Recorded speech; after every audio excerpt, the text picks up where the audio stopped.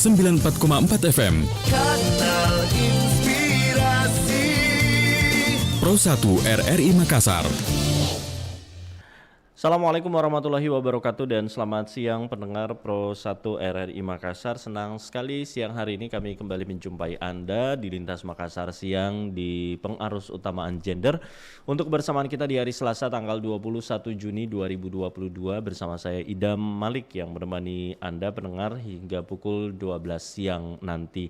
Dan untuk edisi kali ini kita membahas topik menjalin kemitraan, mendukung perlindungan perempuan dan kekerasan pada anak. Dan untuk narasumber kita di siang hari ini pendengar kita bersama dengan Kepala UPT P2 TP2A di DP 3A P2KB Provinsi Sulawesi Selatan.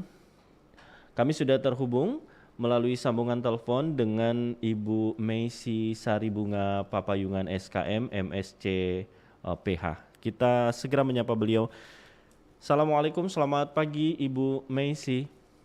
Waalaikumsalam, selamat pagi menjelang siang. Senang bisa hadir kembali di Pro 1. Terima kasih Ibu Meisi, siang ini sudah bersama kami walaupun melalui sambungan telepon ya. Karena kesibukan Ibu Meisi saat ini. Baik, Ibu Meisi sehat? Alhamdulillah sehat-sehat, semoga sehat semua ya. Amin, amin.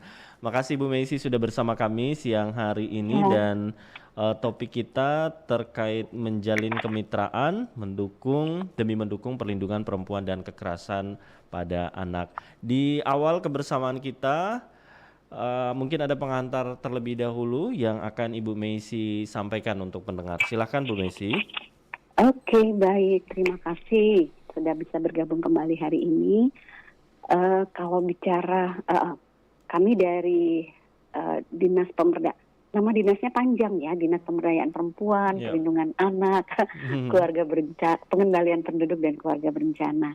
Jadi ibaratnya seluruh kehidupan ya, mulai dari lahir sampai dengan semua proses kehidupan dilewatin itu bisa terkait dengan dinas kami ya.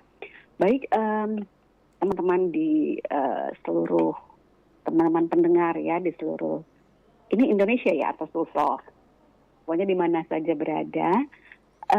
Tema kali ini sangat menarik, membahas tentang bagaimana menjalin kemitraan demi mendukung ya terlindunginya perempuan dan anak. Nah, kalau kita bicara soal perempuan dan anak itu kan merupakan isu cross-cutting issues ya. Jadi isu perempuan dan anak itu bukan hanya semata-mata urusan, misalnya urusan Dinas Pemberdayaan Perempuan, tetapi dia beririsan dengan sektor-sektor lain. Sehingga untuk melakukan penanganan maupun penguatan tentu membutuhkan jejaring kerja yang cukup luas. Nah, kami sangat berterima kasih kalau Pro 1 RRI siang ini mengangkat bagaimana menjalin kemitraan dengan berbagai sektor terkait dengan saat ini kan isunya sedang marak-maraknya terkait dengan kekerasan perempuan dan anak ya.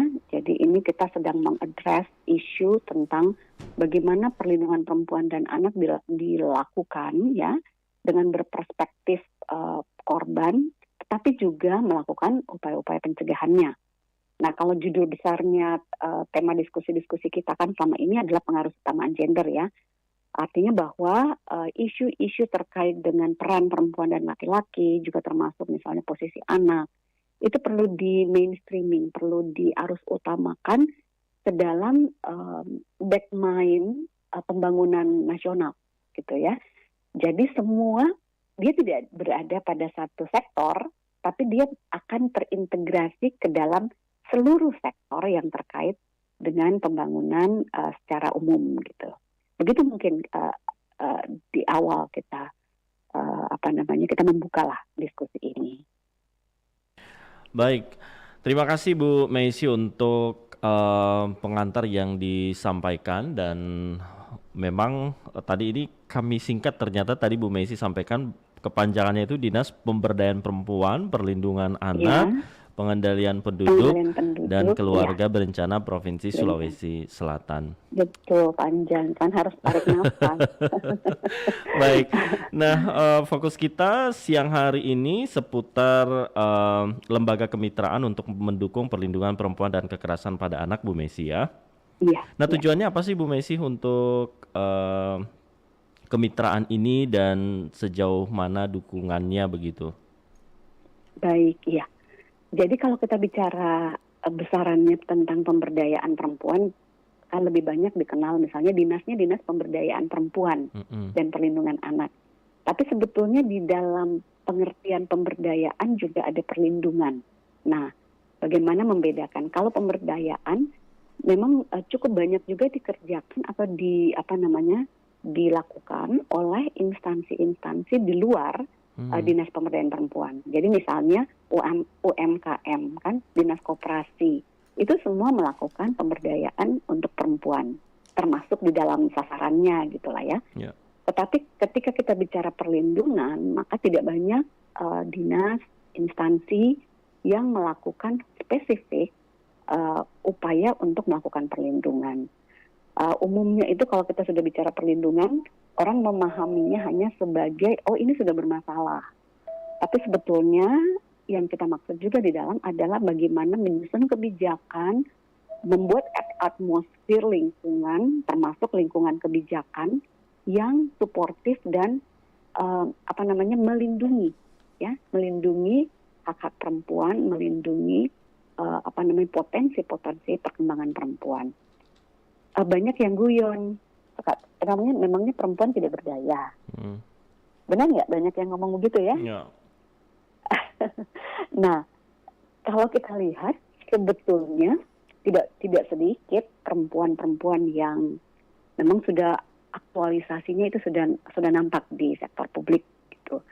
Tetapi faktanya ternyata ini baru saya banyak mengetahui juga setelah berada di unit kerja UPT PPA, ternyata bahwa hampir setiap hari terjadi permasalahan-permasalahan masih terkait dengan isu perlindungan. Jadi misalnya banyak bentuk-bentuk kekerasan yang terjadinya selain di ranah publik, itu lebih banyak di ranah domestik. Di mana itu ranah domestik? Itu di dalam rumah tangga. Yeah. Makanya ternyata kemudian karena isu masalah tersebut, makanya beberapa tahun yang lalu itu sudah dibuatlah undang-undang tentang penanganan atau penghapusan kekerasan dalam rumah tangga. Nah, tapi kan tidak sesederhana itu ya, mengatur sektor domestik ya, rumah keluarga dan rumah tangga masyarakat. Nah, untuk itu sebetulnya upaya terbaik adalah mencegah. Jangan sampai kasus-kasus yang sering kita dengar dan kita baca di media itu terus terjadi. Nah, untuk itu memang kita butuh lebih banyak lembaga. Kita butuh lebih banyak wadah di mana bisa mengedukasi masyarakat, khususnya tentu sasarannya adalah perempuan dan laki-laki. Ya, kenapa saya agak menegaskan laki-laki? Karena bukan biasanya lagi ya, dari data yang kami peroleh, yang kami terima melalui laporan, itu pelaku kekerasan itu banyak ya, lebih dari 40% itu adalah pasangan. Pasangan baik suami maupun pacar. Nah, ternyata orang yang paling dekatlah yang paling berpotensi juga menjadi pelaku kekerasan terhadap seseorang. Ya tentu saja tidak semua korban kekerasan dalam rumah tangga itu perempuan saja ya. Ada juga kok laki-laki, ada juga laki-laki yang kemudian melaporkan bahwa dia merasa menjadi korban. Tetapi masih mayoritas memang masih perempuan dan anak, ya khususnya anak perempuan. Meskipun laki-laki juga ada.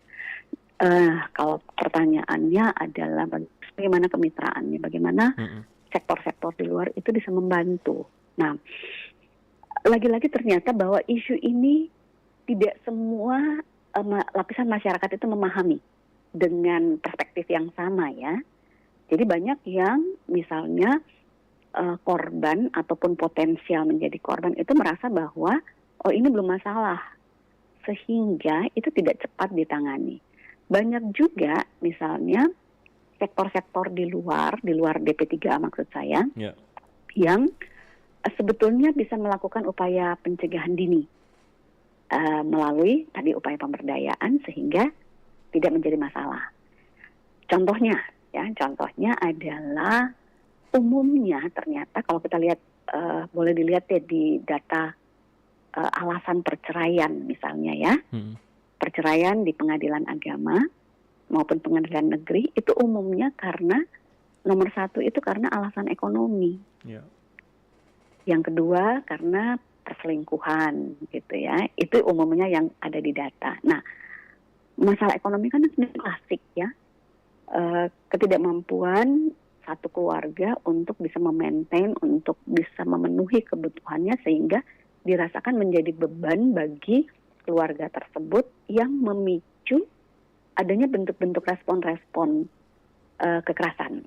Ya, mulai dari kekerasan verbal sampai dengan kemudian eskalasinya meningkat menjadi kekerasan fisik misalnya. Dan ujung-ujungnya udah kekerasan fisik biasanya berakhirnya ketika ini tidak bisa diselesaikan internal berujung dengan gugatan. Ada yang gugatan cerai ataupun kemudian perpisahan.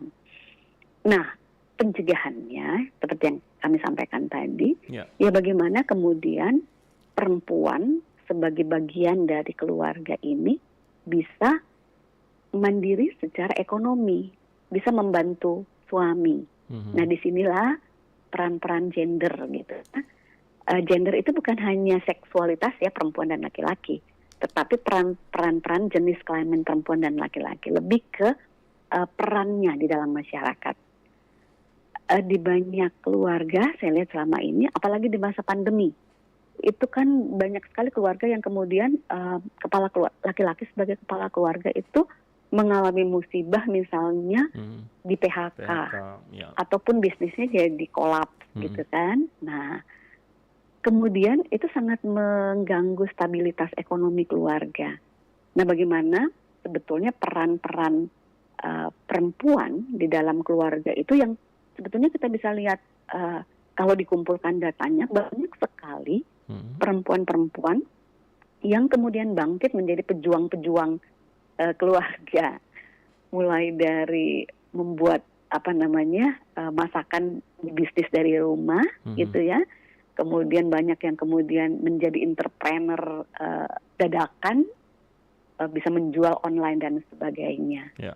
Nah, ini semua peran yang bisa didorong, bisa dikembangkan potensinya oleh sektor lain. Seperti itu, melalui UMKM misalnya. Nah, tetapi kan tidak banyak yang tahu jalurnya. Betul nggak? Ya.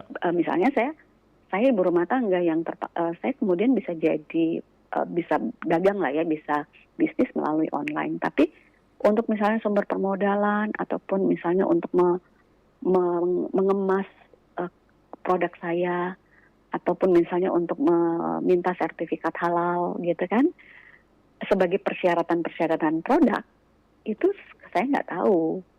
Nah, bagaimana melink itu? Di mana saya mau tahu? Bagaimana, apakah saya punya jalur ke koperasi dan UKM dan sebagainya. Nah, ini bridgingnya kemudian banyak butuh juga lembaga masyarakat misalnya. Nah, beberapa tahun yang lalu itu banyak teman-teman NGO yang bekerja di sektor-sektor tersebut misalnya ya. Jadi biasanya entry-nya masuk melalui perlindungan perempuan, kemudian pengaruh kesamaan gender, tapi kemudian melink kebutuhan-kebutuhan pengembangan potensi perempuan ke dinas-dinas terkait. Begitu kira-kira. Baik. Nah, kalau untuk mitra sendiri, data mitra di DP3A P2KB ini siapa-siapa saja, Bu Messi? Iya. Jadi sebetulnya kalau di listingnya, kemarin kami beberapa tahun terakhir lah kami mencoba untuk melist potensi-potensi dan yang memang sudah bekerja sama, itu ada sekitar 70 sampai 75 organisasi ya. ya memang ada yang sangat terkait, ada juga yang ya nggak terlalu, ada irisan-irisan lah ya. Misalnya banyak diantaranya juga di organisasi agama, misalnya Aisyah, pengurus wilayah Aisyah. Ya. Nah itu kan kepengurusannya sampai ke daerah, itu strukturnya ada sampai ke daerah, kabupaten, kota. Itu sangat potensial sebetulnya. Jadi isu-isu yang kami angkat kerjasama di provinsi itu kemudian bisa ditindaklanjuti ke kabupaten, kota. Kemudian ya yang memang berbasis NGO itu ada misalnya Solidaritas Perempuan, ada Koalisi Perempuan Indonesia, itu melakukan teman-teman itu juga banyak melakukan advokasi ya, advokasi legal gitu, hukum. Itu kami bekerja sama. Kemudian ada dari PWKI misalnya yang dari Kristen, kemudian ada yang dari Hindu dan sebagainya, itu berbasis agama. Kalau misalnya teman-teman yang ada juga yang terkait dengan hukum gitu ya, LBH, APIK misalnya. Kemudian ternyata saya juga belakangan ini baru menyadari bahwa di banyak organisasi-organisasi alumni ya, sekarang ini kan lagi ngetren ya beberapa tahun terakhir tuh adalah alumni betul. SMA gitu. Ada alumni SMP sampai SD juga ada. Kemudian ada alumni misalnya perguruan tinggi. Nah ini sebenarnya potensi karena apa? Alumni satu institusi pendidikan misalnya itu kan pasti tersebar di mana-mana. Jadi misalnya yang baru-baru terakhir kemarin kan kita dengar besar-besaran itu pengurusnya sampai 900. Yeah. Itu IKA Unhas misalnya ya, yang kemarin ini baru dilantik. Nah, itu Pak Amran Sulaiman ya, mantan ketuanya. Itu punya potensi ternyata di dalam kepengurusan itu mengidentifikasi berbagai bidang-bidang yang terkait dengan seluruh isu-isu di masyarakat. Ya. Tentu ada yang terkait dengan isu pendidikan, ada yang terkait dengan isu sosial, ada yang terkait dengan isu, ada bidang yang terkait dengan kesehatan, kemudian industri, dan salah satunya ternyata dianggap penting juga untuk adanya bidang perempuan, perlindungan, pemberdayaan perempuan, perlindungan anak, dan pemberdayaan masyarakat disabilitas. Ya, jadi ini semua berusaha isu-isu yang ada di masyarakat berusaha direkam, diangkat supaya ini bisa menjadi pendorong ya, walaupun dia sebetulnya bukan organisasi yang yang punya program kerja eksklusif, tapi dia terintegrasi dengan sektor-sektor yang ada. Baik. Di begitu. Bu Messi, kita salah satu contoh ya. Bu Messi, sebelum kita lanjutkan, kita boleh terima penelpon juga Bu Messi ya. Silakan pendengar, untuk Anda yang ingin mungkin ada masukan atau ingin berdiskusi dengan Ibu Messi Papayungan, Anda boleh bergabung bersama kami. Yang tadi mencoba menghubungi kami, Anda masih boleh bergabung bersama kami. Ada Ibu Vera yang mengapresiasi inovasi yang dilakukan oleh DP3A Kota Makassar dan tentu ini akan sangat membantu.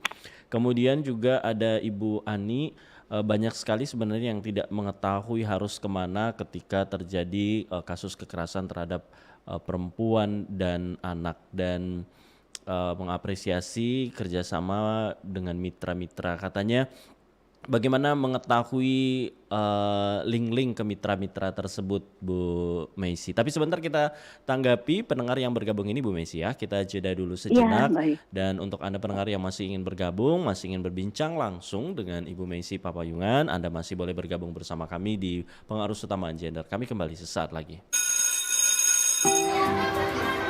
Teman-teman bahagia sekali pulang sekolah. Beda halnya denganku. Kamu yang gak becus mengurus rumah tangga. Aku selalu takut pulang ke rumah. Takut ketika melihat orang tuaku selalu bertengkar.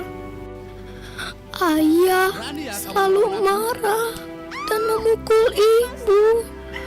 Aku juga sering dibentaknya. Aku berharap aku tidak pulang ke rumah.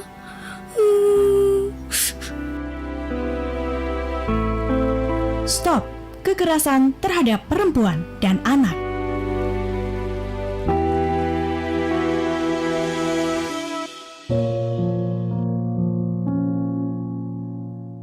Aku ingin sekali mendapatkan perlakuan yang sama seperti Kak Rudi.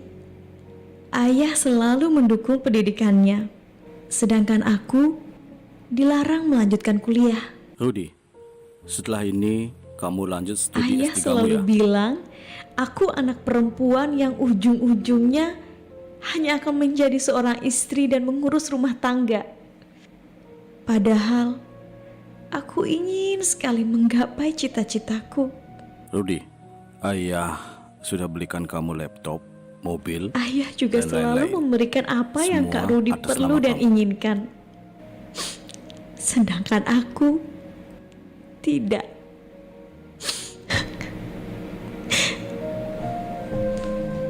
Stop diskriminasi terhadap perempuan. Upayakan melakukan kesetaraan gender.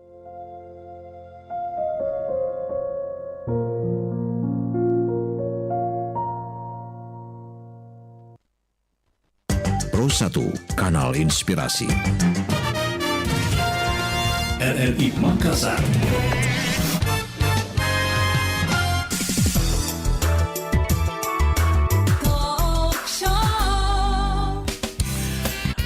Pendengar Pro 1, terima kasih untuk Anda yang masih terus bersama kami di Pengarus Utamaan Gender. Dan kita masih bersama dengan Ibu Meisi Sari Bunga Papayungan SKM MSCPH.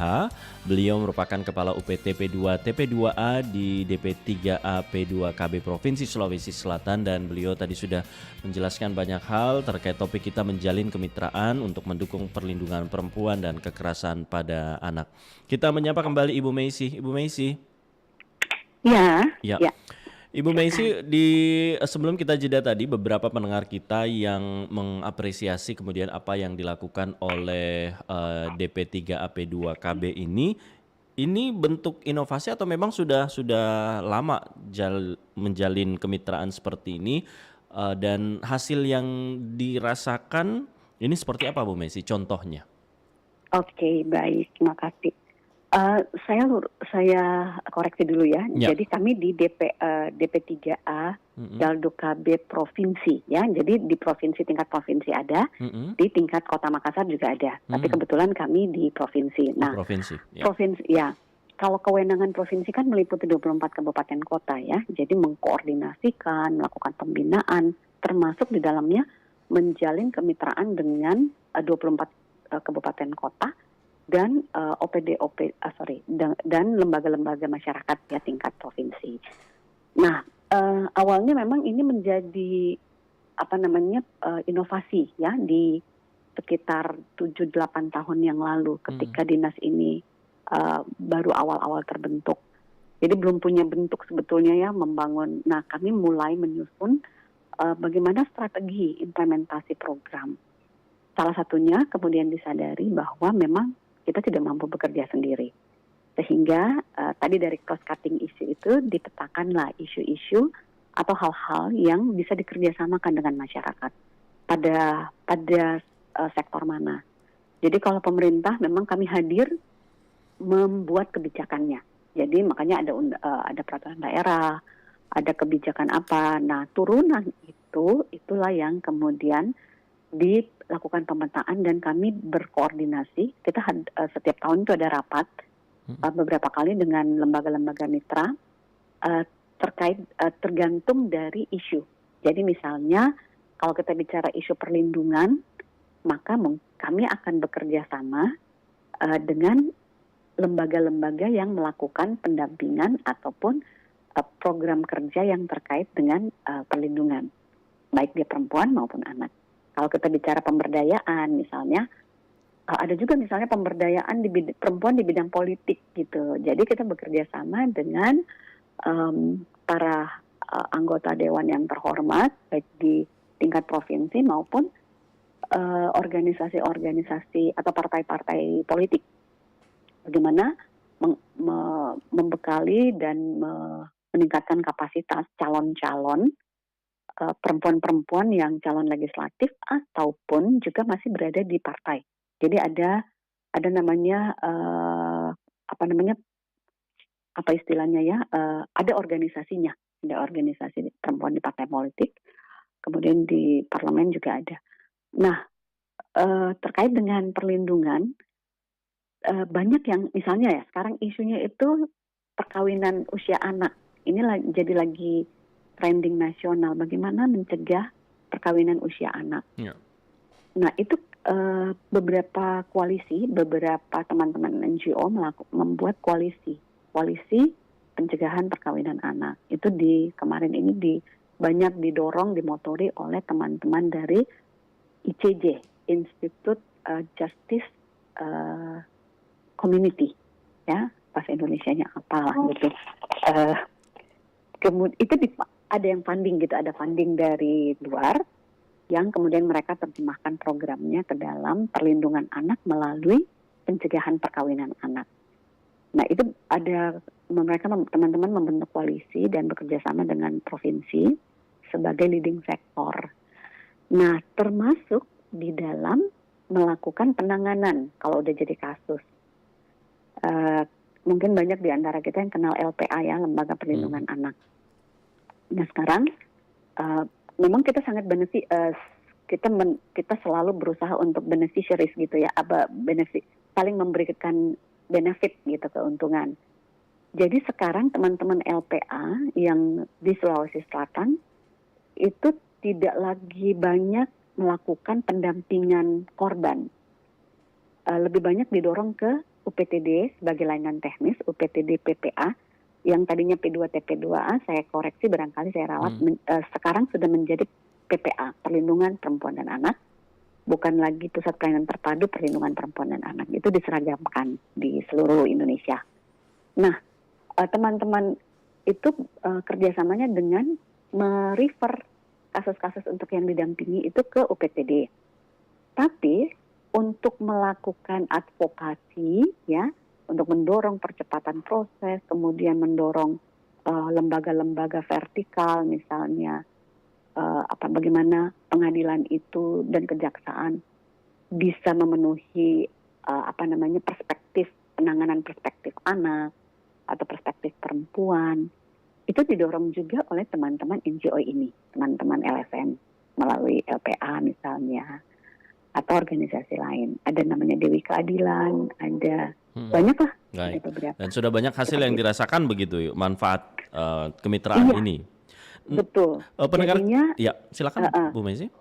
Sebetulnya kita ngukurnya ke masyarakat ya. Jadi kami coba untuk meminta layanan-layanan itu apakah cukup membantu masyarakat, dan ternyata alhamdulillah itu cukup diapresiasi. Alhamdulillah, baik. Nah, peran DP3 sendiri dengan mitra-mitra ini seperti apa, Bu? Apa saja tugas? Gimana?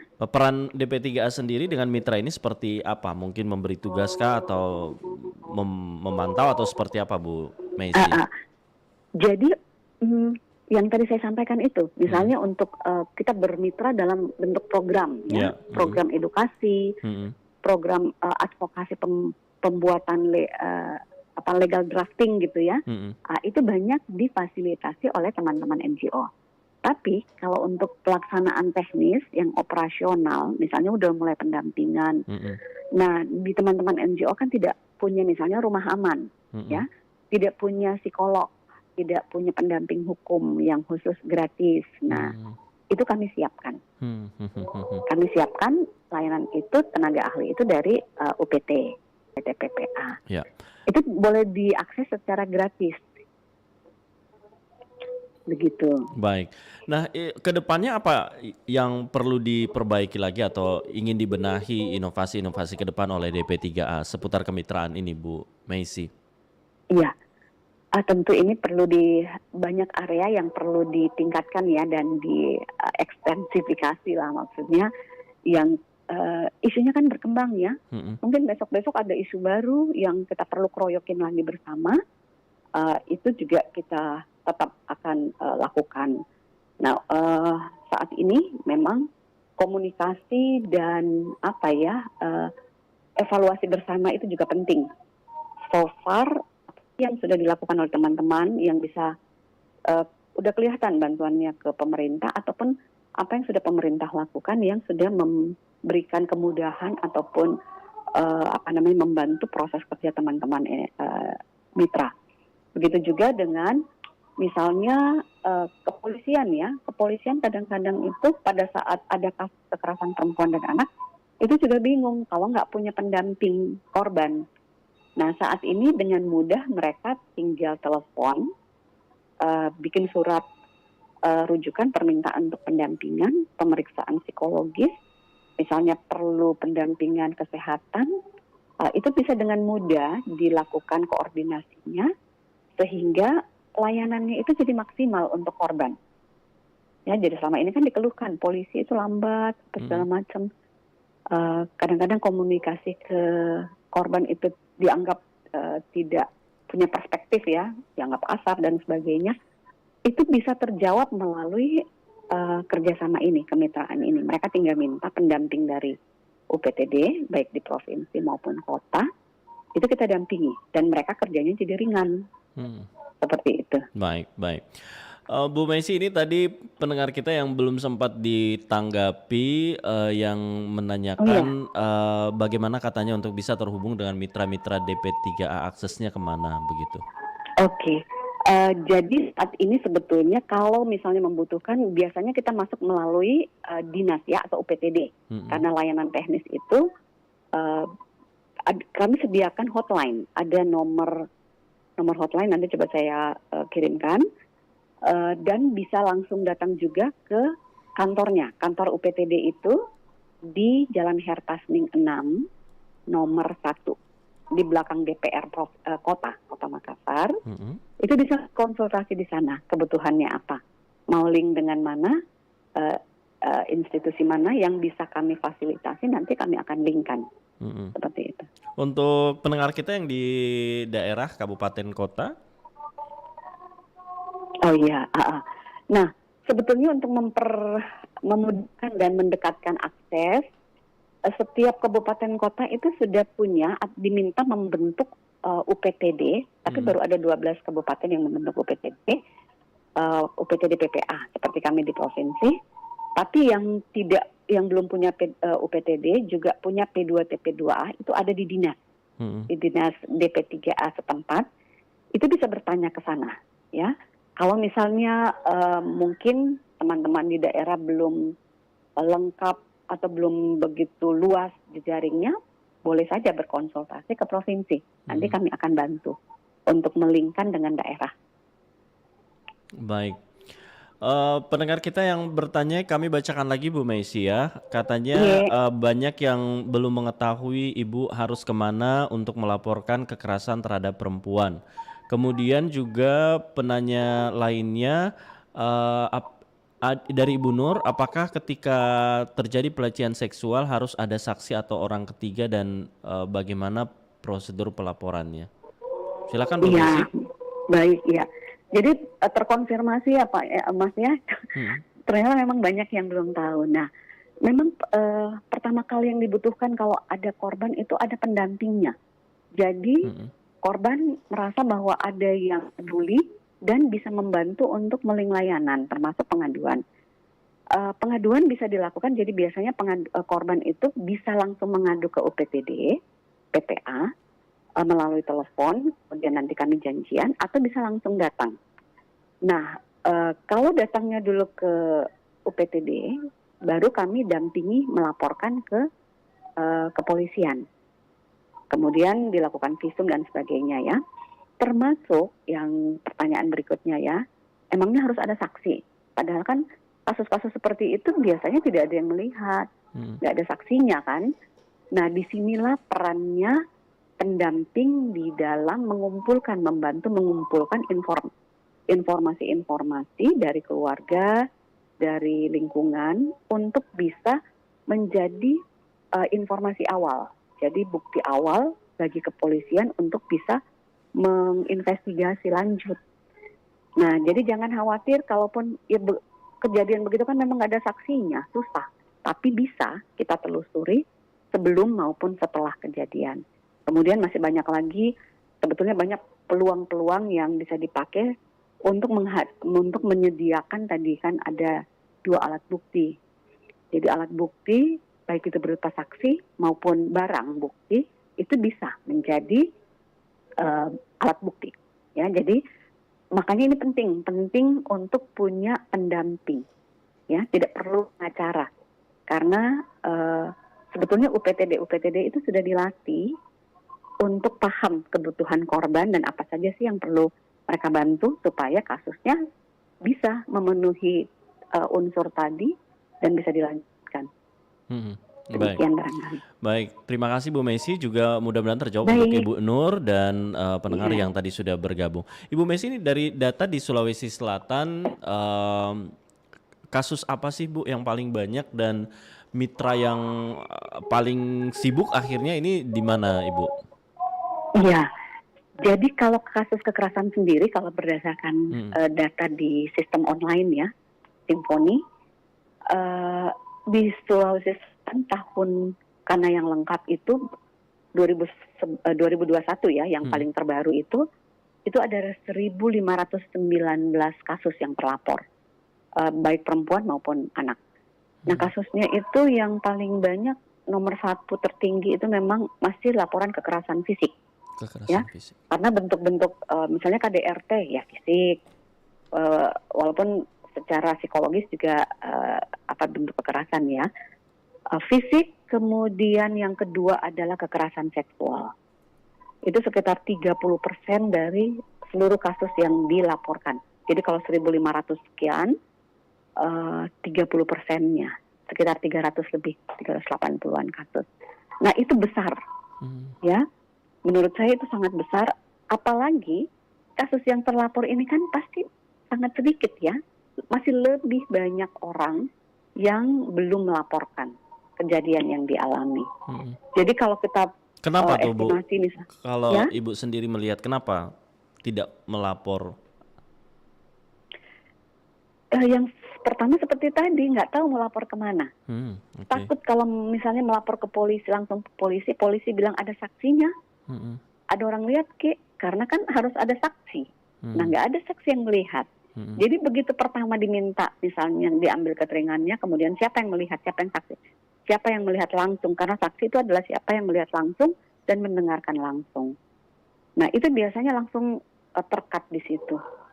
Orang jadi kecewa, korban menjadi kecewa, kemudian padahal dia mengumpulkan kekuatan untuk menahan malu, kan nggak dapat apa-apa. Kalau udah lapor terus tidak diproses dan sebagainya, dia menjadi malah disalahkan oleh lingkungannya, malah di stigma. Nah, makanya saya selalu menyampaikan bahwa butuh pendamping. Nah, karena nanti yang akan berurusan selanjutnya itu akan lebih banyak dibantu oleh lembaga ini. Jadi nggak usah bolak-balik orang melapor dan apa. Kalaupun datang melapor itu didampingi. Nah, lebih banyak lagi yang karena pelakunya adalah orang terdekat, sehingga tentu dianggap aib untuk melaporkan. Dan banyak di antara kalau misalnya di anak, ya banyak yang ibunya nggak percaya. Jadi sebetulnya kendala pertama itu adalah dari orang terdekat. Banyak di antara kasus yang kami tangani, anaknya sudah pernah lapor ke ibunya sekali 2 kali, tapi dianggap kamu ini ngarang gitu kan. Bu Karena Messi, yang dilaporkan. Ya. Bu Messi, apa yang Ibu ingin sampaikan untuk pendengar kita yang mungkin saat ini mendengarkan penjelasan Ibu Messi, takut melapor begitu tapi sudah sangat tersiksa dengan kondisi yang dialami? Ya, jadi sebenarnya kami juga menghimbau ya, ibu-ibu atau siapapun, karena banyak juga yang tantenya, misalnya bukan ibunya tapi tantenya yang mengetahui awal. Jadi mohon anggota keluarga sensitif terhadap keluhan anak, sensitif terhadap apa yang dialami oleh anak. Kalau ada yang mengadu, tolong jangan buru-buru dianggap itu mengarang. Coba adaptif ya, terima itu dan pantau. Walaupun kita tidak perlu langsung bereaksi ya, tapi tolong dipantau. Ada yang sudah usia kehamilannya itu 7 bulan, barulah keluarganya percaya bahwa dia korban. Di Jadi itu Sulawesi tolong- Selatan, Bu. Di Sulawesi Selatan, ya. Oke. Dan itu pelakunya orang tuanya, bapaknya, Ya. dan sebagainya. Jadi mohon maaf, kami tidak sedang memprovokasi bahwa hati-hati ini, tapi Ya. zamannya begitu sekarang. Jadi tolong lebih lebih peka terhadap keluhan-keluhan anak, kemudian melihat karena banyak yang sama sekali tidak menyangka. Dan kalau ada sekecil apapun keluhan, tolong itu diterima dan kalau perlu dikonsultasikan. Betul tidaknya itu kan nanti bisa kita lihat petunjuk-petunjuk awal. Kan nggak mungkin juga ada yang mau mengadu kalau nggak benar gitu kan. Motifnya apa? Nah kami punya psikolog. Kami punya paling tidak misalnya kasus-kasus itu bisa dikuatkan dulu korbannya. Karena tidak semua berani langsung ke polisi. Kita kuatkan dulu termasuk keluarganya. Kami ada kasus satu baru-baru ini kita pulangkan dari NTT, warga Bulukumba. Ibunya, anaknya korban perkosaan oleh suaminya, oleh ayah tirinya. Tapi kemudian ibunya yang menjadi gangguan jiwa. Iya, jadi kompleks jadinya siapa yang ngurusin anaknya karena ibunya sudah gangguan jiwa masuk ke rumah sakit. Nah ini yang pertama kali karena ternyata dia menyesal, anaknya ini sudah beberapa kali sampaikan dia nggak percaya, dan faktanya setelah anaknya hamil barulah dia menyesali, dan akhirnya itu trauma berat dan menjadikan dia jadi gangguan. Jadi inilah di masyarakat seperti itu. Ya, Dan gimana? ternyata masih banyak yang belum melapor begitu. Banyak. Faktanya. Menurut saya ini yang melapor ini ya mungkin baru 10-20% ya. Apa yang DP3A terus berupaya lakukan begitu? Iya, kita tentu kewajiban kami pemerintah adalah menyediakan layanan. Jadi di sisi penyedia jasa layanan kami berusaha untuk memaksimalkan layanan, ketersediaan layanan, tetapi di sisi masyarakat kami juga mendorong untuk masyarakat dan teman-teman mitra ya, baik misalnya di rumah sakit ada yang tahu kejadian itu, tolong laporkan, dorong untuk melapor. Karena banyak juga yang karena kondisi kesehatannya, misalnya korban perkosaan anak, infeksi dan sebagainya itu ke rumah sakit, tapi tidak melapor. Nah, kami banyak sekarang ini dapat rujukan dari rumah sakit bahwa ini ada indikasi, tolong didampingi. Nah, ini kami semua jajaran mitra, kemudian masyarakat, pemerintah sampai ke tingkat bawah, itu tolong mengantisipasi dan peka terhadap kondisi dan masalah anak sehingga lebih mudah dan lebih cepat ditangani. Kita tidak berharap jangan sampai ini berlarut-larut sehingga terjadi fatality. Ya, jadi sejak awal kita kalaupun ada kejadian supaya cepat dicegah. Seperti itu prinsipnya. Jadi mari tolong ini masalah bersama dan ini nggak main. Tolong dah kita jangan santai-santai lagi karena ini beneran. Ini fakta. Tiap hari ada kejadian. Mari sama-sama kita hentikan itu. Baik. Bu Meisi, ini di akhir kebersamaan kita RRI Makassar ini tentu juga menjadi mitra penyampai informasi dan RRI Makassar bisa didengarkan di seluruh Sulawesi Selatan. Ada himbauan yang ingin disampaikan untuk pendengar atau mungkin informasi penting lainnya di akhir kebersamaan kita. Silakan Bu Meisi. Baik, yang pertama mari kita peduli kepada anak dan perempuan. Semua anak itu kita anggap anak kita. Jadi jangan karena bukan anak kita, anak tetangga, nggak masalah. Jadi tolong semua masyarakat, mari kita lebih peduli dan lebih lebih sensitif terhadap isu-isu sosial di sekeliling kita. Yang kedua, kami mohon juga bantuan RRI, karena ini jangkauannya sangat luas ya, dan ini bisa menjadi sarana sebetulnya menyampaikan informasi kemana harus mengadu, kemudian juga upaya-upaya apa yang bisa dilakukan. Saya harap kebersamaan kita dengan Pro 1 Ya. RR ini bisa terus berlanjut ya. Mohon bantuan juga untuk menyebarluaskan Siap, Bu Maisy. informasi-informasi terkait layanan. Baik Ibu Maisy Papayungan, terima kasih sudah bersama kami Siap. di RRI Makassar siang hari ini. Baik, Karena waktu kita terbatas, sehat selalu dan selamat melanjutkan aktivitas Bu Maisy. terima kasih. Sampai ketemu. Wassalamualaikum warahmatullahi Waalaikumsalam wabarakatuh. warahmatullahi wabarakatuh. Pendengar, demikian kebersamaan kita, perbincangan bersama Ibu Maisy Sari Bunga Papayungan SKM MSC PH. Sekaitan dengan topik kita siang hari ini, menjalin kemitraan mendukung perlindungan perempuan dan kekerasan pada anak bersama DP3AP2KB Provinsi Sulawesi Selatan. Saya Ida Malik bersama tim yang bertugas di Pengarus Utama Gender kali ini undur diri. Assalamualaikum warahmatullahi wabarakatuh dan sampai berjumpa di Pengarus Utama Gender selanjutnya. Assalamualaikum warahmatullahi wabarakatuh dan selamat siang.